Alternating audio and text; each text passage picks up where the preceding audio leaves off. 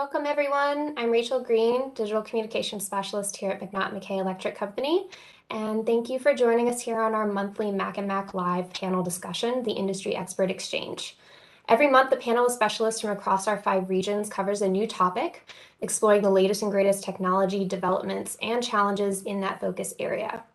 We host these live streams once a month on Thursdays at noon Eastern, so you can join us on your lunch break, or you can watch the recording afterward. As you join, say hello to us in the comments section. Let us know where you're joining from today. I'll have my eye on those comments as we go through.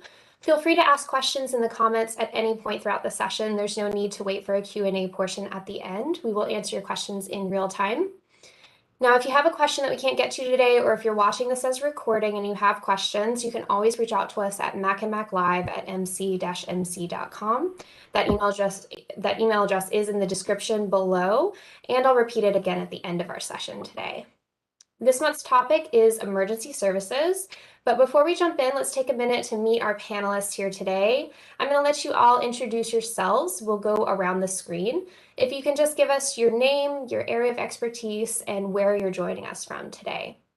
Let's start out with Shane.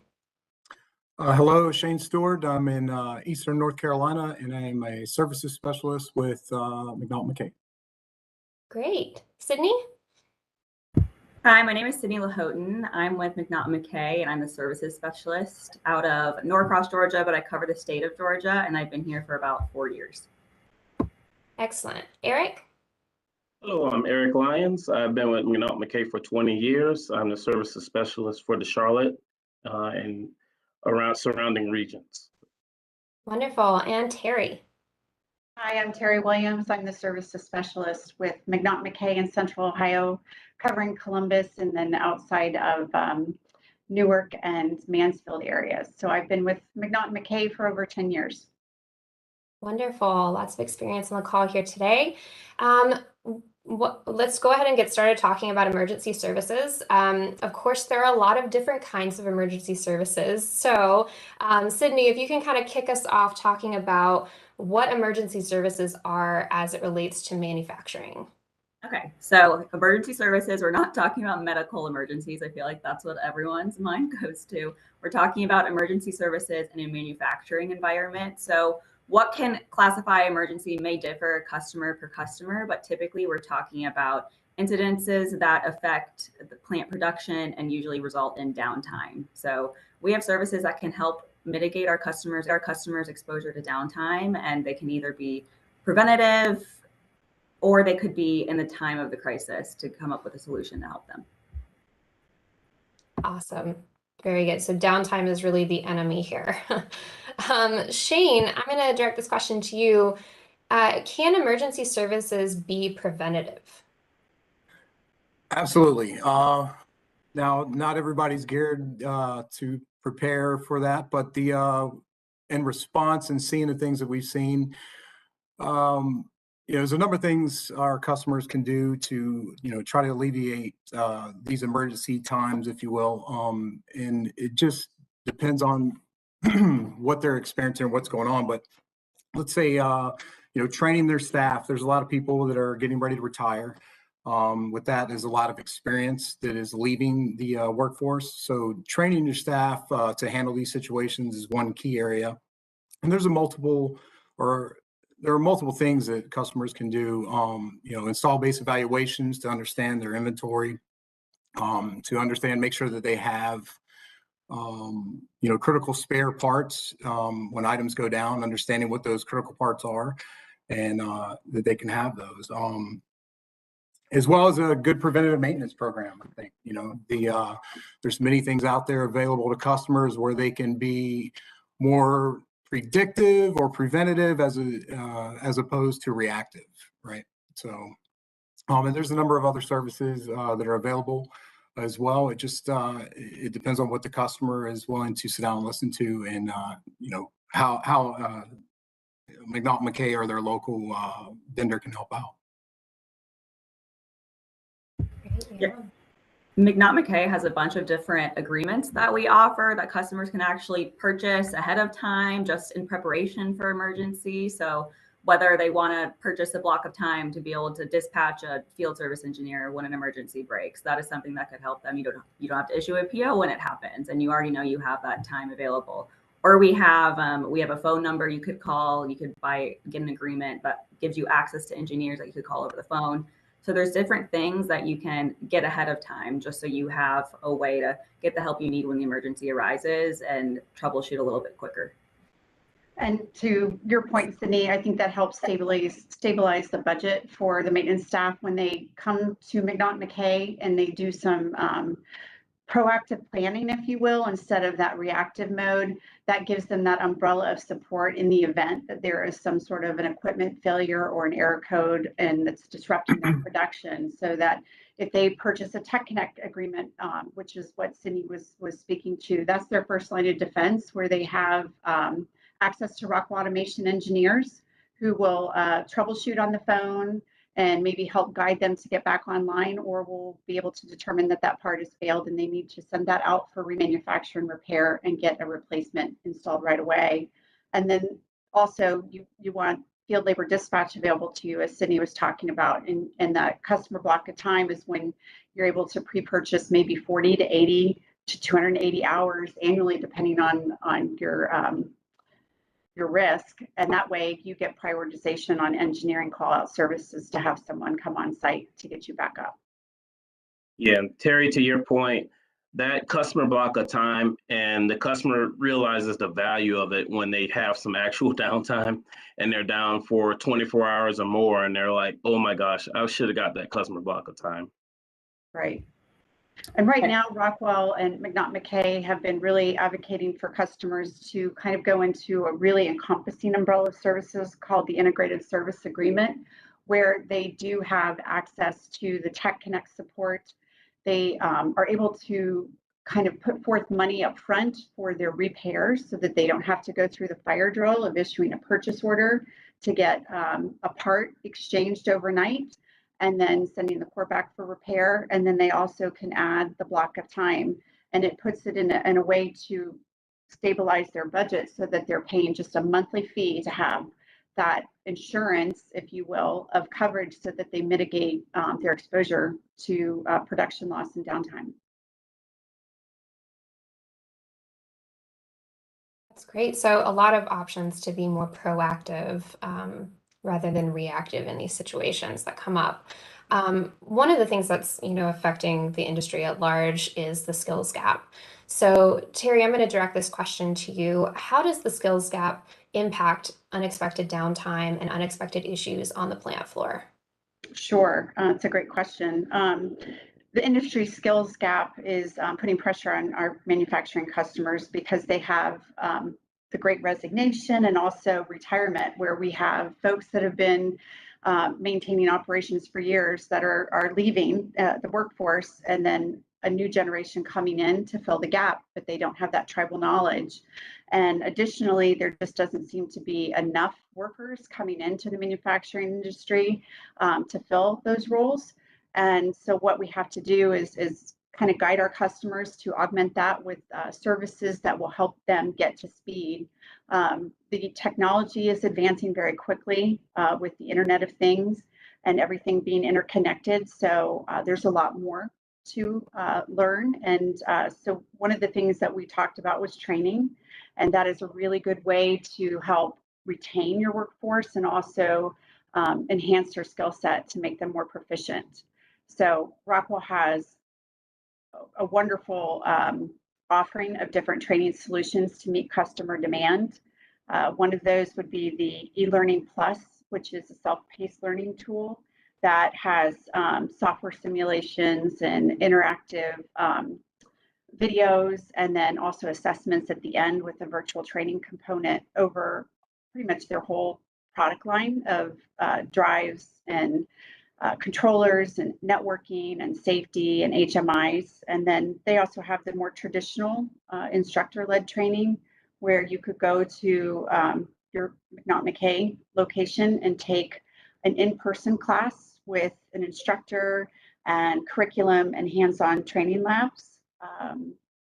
Let's see, there's some other training tools available as well with private training that's tailored to a customer specific need. So if they're doing new technology or system enhancement, putting in a new line, but they want to tailor the training to that particular operation, they can work with McNaughton-McKay to take a class and really gear it with their code or gear it towards what their needs are. And then a good complement to the Learning Plus that Terri was talking about, which is obviously online, we don't have the demo component of it, is we actually offer workstations as well. So we can sell you handmade workstations. They have the control objects on it, the drives, whatever you need. So you can actually troubleshoot alongside the online training. And then I know here in Georgia, we also offer custom training simulators to meet your needs and what you guys have on your manufacturing floor. So obviously, as we said, we have a large breadth of training available, but outside of training, say you can't get the people you need on the plant floor. It is crazy the amount of customers I go to that don't have the employees they need. They are just super down on their headcount. We also have services to help augment your headcount. So whether it's what we were talking about earlier with the customer block of time, we can have engineers help with greenfield projects or with programming or anything you might need, so they can augment your workforce as well. So just keep that in mind. Right, and then there's some additional offerings too with the embedded engineering, where they can actually outsource an engineer for a period of time in a contract where that engineer is on site, 40 hours a week or more. And then there's also the Academy for Advanced Manufacturing, where you can work with Rockwell in identifying a veteran, if you will, who is going through their engineering training program and work to get them on staff potentially. Terri, to your point, I went in a company last month. The guy said, "Hey, I've got all new guys here. I need help. And there's some distributor-led training classes I'd like to sign up for, and I want to send all my guys." So he's literally swapping out his whole training force just to get all those guys trained up. Mm-hmm. Right. I just want to mention I put a link to the e-learning page from the McNaughton-McKay website, as well as our training and events in the comment section, just for anyone that wants to look into that a little bit more. There's some great info out there, and I'm going to add it to the description of this video afterwards. So anyone watching as a recording, you can get those links in the description below and read more about that. We do have a question in the comments. This is kind of going back to some context around the discussion here today. So what is service emergencies? So talking again about manufacturing facilities and the types of emergencies that we are addressing. I don't know if someone wants to take this and kind of just refresh what we're talking about here today. I mean, I'll start off. I mean, for example, it's 10 p.m. Something, on a factory floor goes down. They don't have the part on hand, a critical spare. So that begins a catalyst of events to help them out. So we have an emergency. We are down. We're losing money. And so that's where having a good relationship. One, we'd love to not have customers that experience that, but we do from time to time. So that would be a good example, I guess, for a starter. I think there's many other things. I mean, you name it, there can be an emergency. Somebody leaves your facility, they got a better position and they're gone. All of a sudden you don't have experience. Mac and Mac, can you help us out? I'm sure we can. There's a multitude of items that can, qualify as an emergency for sure. Yeah, that's absolutely correct. We have instances where we have customers who don't have a TechNet contract, and they are just starting to put in Rockwell Automation equipment in their facility, and then they get an error code. And so we always recommend, as your first line of defense, try and get into an agreement, because that agreement too will support the software that's running your PLC controllers with firmware revisions and software updates, so that you don't get into these emergency situations where we're going through a fire drill of getting a quote to you and then working with Rockwell to get that contract established and live. I've been doing that this week for a customer, as a matter of fact, because they have to update their software in order to get their line up and running. So there's a lot of different areas that can fall into emergency services. The storeroom is very important. You want to make sure that you have adequate spares. So that kind of goes into the install base evaluation, where we assess what's in your storeroom versus what's actually running your plant and where it is in the life cycle, because then we can help guide you on, hey, these are readily available, or hey, they're end of life, or they're obsolete and they're not. So we need to talk about migrations. We need to talk about, getting this this line updated, because if it's a critical area of your operation and you can't have downtime, then you are more susceptible and at risk. So there's those situations where we have a part failure when it's running the production. Absolutely.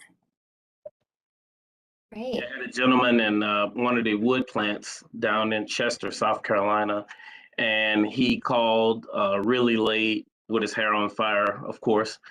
Hey, I'm down. I need help. I need a field service engineer right now. And so, like you were saying, that would have been mitigated if he had that contract in place. So. Right. So, and also with emergency services too, it's not necessarily, over time when you're running equipment, just like your television or your washer and dryer, things start to fail, right? So you want to, make sure that you have warranty or that you have that first line of defense.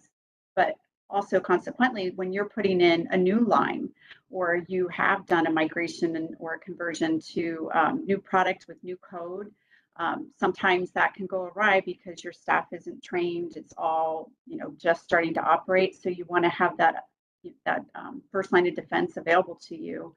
And that's when you do get some phone calls in the middle of the night, like our new line is offline, not running correctly. We need to have an engineer dispatched immediately to help us, troubleshoot and get back. So those are the instances that we see, I would say, more regularly. These are great examples. Shifting gears just a little bit here, another really big topic in the industry right now, of course, is supply chain and supply chain issues. I'll direct this question to Eric. Are there any emergency services that are helping customers navigate supply chain shortages? Yes. So basically, back to the field service engineer. So when companies plan, like you said, either blocks of time or startups and things like that, that helps to mitigate a lot of the supply shortages, because when you have a qualified professional from Rockwell come out and they say, hey, we're going to get this drive started for you, that helps them to identify the areas of weakness. They can go ahead and order the parts beforehand and get all of those things in rolling, or basically in process, before they have a fail and an emergency. Yeah, and back to the install base evaluation, understanding what's on your plant floor, a healthy inventory in your storeroom to support your critical items. It's one thing to need a light bulb, it's another thing to need a drive, right? And with that, knowing what your install base is, possibly a parts management agreement to understand that with these supply constraints, you can have items on your shelf ready to go, and they're there, and at the time of use or your need is when you actually would be purchasing that item, and it's already there. That's a great thing. I mean, we're seeing that tenfold here in our dirt. It's just another way that I really feel that these things can be alleviated. Is these parts management agreements, IDs, understanding what's on your floor, and then everybody knows there's supply constraints these days, right? So trying to stay ahead of that would be a wise decision.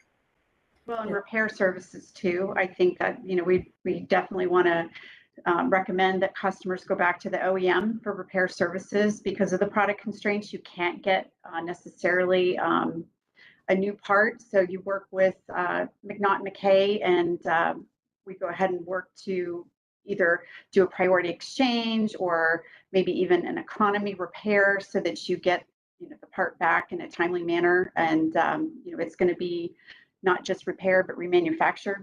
And there's a 7-step process for remanufacturing, and it comes back like new or better, typically with a 1-year warranty. And then I think with the priority exchange, you get a 24-month warranty on that part. So we always recommend that our customers contact McNaughton-McKay so that we can help them in saving them money if they repair, because it's generally the rule of thumb is 50% of cost of new, and also getting them back up and running if they can't get a new part, get the part that they have optimized with the repair service. Yes. Speaking of Terry's point, we have had multiple customers here who they have been able to get a repaired part way faster than they have been able to get a new part. I mean, you guys have seen the lead times. There's parts going into next year. So I know particularly drives, we've had a lot of customers utilize our priority exchange. And basically what that is Rockwell has a hub with millions of units that are already remanufactured and they're ready to ship out next day. So if you have a failed part, you can ask us if we have any parts available in the hub. And then if we do, we can get you a remanufactured part next day delivery, which I feel like is unheard of nowadays. So definitely something to keep in mind. And those come with a 2-year warranty like Terry was talking about. Right, right. Yeah. Great points.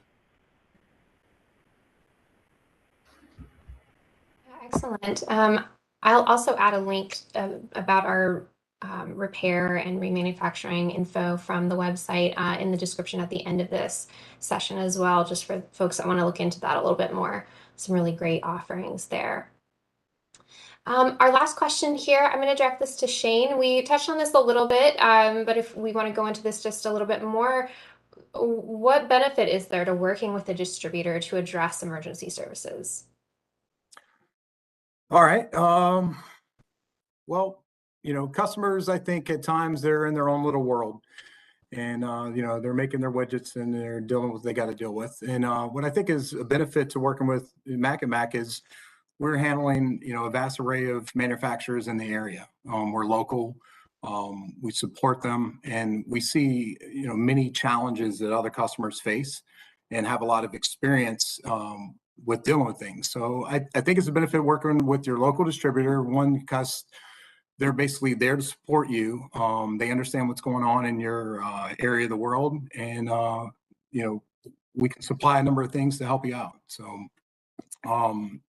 you're trying to reach back to corporate that's maybe across, the country or maybe other side of the world for that matter.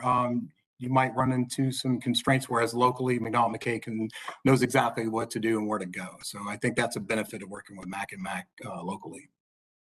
Yeah, and to Shane's point, McNaughton-McKay has a group of specialists, just like ourselves, the services specialists who are on staff, but we also have a drive specialist, a PLC specialist, a safety specialist, software specialist, and collaboratively, we all work together to be up to date on Rockwell's product lines and their offerings. And then we also are able to help augment maybe like the TechConnect contract and helping them plan for migrations or plan for what is the next product that's coming out to replace this one that has now been determined end of life. And they work really diligently to understand the customer base that we service so that they know what your pain points are and can be very proactive in communicating certain challenges before they become bigger problems, just because of that customer intimacy we have with our base. We do have a question here in the comments. I just want to read this out. It's kind of going back to the remanufacturing and repair options that we were talking about. Are you able to inform companies of parts that are out of date or are not being manufactured anymore?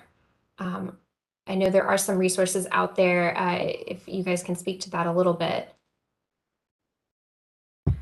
Yes. So firstly, Rockwell has, I don't know the exact website. We can find that and maybe link it down below where you can look up a part and it'll let you know the life cycle status of that part. So whether it's discontinued, completely gone, or if it's end of life, so it will be getting discontinued, or if it's active or active mature. But outside of that, if you don't have time to go part by part through your facility and check that, that is where installed base evaluation can come in handy. That's basically where we go through every panel, every control panel in your plant. We look at all the parts in there and we compare it to your storeroom to see if you have the spares to support your installed base. But on top of that, we also give you life cycle statuses for every single part that we collect in that installed base evaluation. So the IBE is really a beginning point. You need to know where you're at in your facility before you can come up with a solution on where you want to go. So we can help you guys come up with migration opportunities based off the obsolescence that we find from the IBE. Right, and that IBE has a really detailed report that we share with customers, and it's just become such an awesome tool. I've never gone in and presented install-based evaluation findings and didn't feel like I just really helped the customer, and they were very pleased and happy that they went through that exercise, because not only are they getting a report that is detailing what the part is, where it is in the life cycle, but if there is a replacement part, it's going to put in that part number so that they can be prepared. And it's also going to show like the mean time between algorithm point to failure that guides them on how many spares they should have for that part that is installed. So it'll tell you if you have sufficient spares or insufficient spares, and where you're most at risk. So it's just been a really good roadmap for them to not necessarily plan for migrations, but to plan for their storeroom. And it really optimizes their industrial automation investment, because you're taking good care of the parts that you've already had installed. Terry, to your point, I went in a company and they wanted a parts management agreement to start, but they didn't know what they had. They didn't know the condition. So I started with the IBE and then worked my way to the parts management agreement. And they're interested in buying the parts management agreement now because of the IBE even more. So. Mm-hmm. And it makes their PMA healthier, right? You know, it just lets them know what they have. Like everybody said, it's a great jumping off point to understand, you know, what do you guys have? You know, where are your holes at in your inventory? Do you have a healthy inventory? Right. And I'll just throw out there, you know, coming from the CAP team, you know, vendor managed inventory, I think it kind of plays into this too, as far as helping the customer out with, you don't necessarily have to have things in your storeroom. Let's say it's electricians or E&I shops. They're the guys that are going to, you know, need some of these electrical items if there's a failure or just work in general. And you can have a healthier storeroom inventory if you have a VMI to where only your electrical components are in an E&I shop, for example. And we've seen a lot of success and a lot of cost savings with customers not keeping stuff in a storeroom when you can keep it in an electrical shop that's actually going to use it. And you save the customer time where they're, you know, an electrician's not necessarily going to the storeroom to hunt down a part. They have it in their shop already. So just something else out there I think is great. Right. And I think working with your McNaughton-McKay distributor too on those findings, what we tend to do is look at, you know, what the storeroom inventory requirements are, and then kind of when we're deciding on a parts management agreement, we look at, well, what does McNaughton-McKay have of these parts on a regular basis as a distributor that are very easy to replace, so that you don't have to make that investment to put that part on the agreement. You want to look at parts that maybe have longer lead times, that could be, you know, weeks to get that part, because like a larger drive. And those are the type of things that maybe we don't carry on ourselves, so that we would recommend saying this would be a part to put on your parts management agreement. I just want to clarify really quick. I know we've spoken about a parts management agreement or a PMA a couple times here, but just wanted to put out there what exactly that is. So it's where a customer can keep Rockwell owned inventory on site at their facility in their storeroom. And a few benefits to this is it helps stabilize your budget. You have the spares you need in a downtime event, but they also come with an in-service warranty. So what that means is these parts warranty doesn't begin until you actually take it off the shelf and put it into the machine. So you can have it sitting on the shelf for 3 years and the warranty will not begin until you take it off the shelf and actually utilize that part. So it just helps you guys have the parts you need on site when you have a downtime event. Great point. And also Rockwell and Mac help you guys manage those parts. We have audits where we come on quarterly to see what parts have been utilized, what ones need to be replenished, just to make sure you have the spares that you need. Wonderful information here. I've got a lot of links to add to the description of this video, but I did find the Rockwell Parts Lifecycle search online, and I dropped that in the comment section for Sharon, who had asked about that, and for figuring out the life cycle of some of these items. So that is in there. I'll add that to the description as well for anyone watching this as a recording. And yeah, unless we have any further questions, we do have a question here. A follow-up question. I'll go ahead and ask it to the panel. What are the updated parts for domestic installation? I'm not sure if maybe this goes back to what we were talking about with kind of looking at that life cycle information, or if there's more to add here.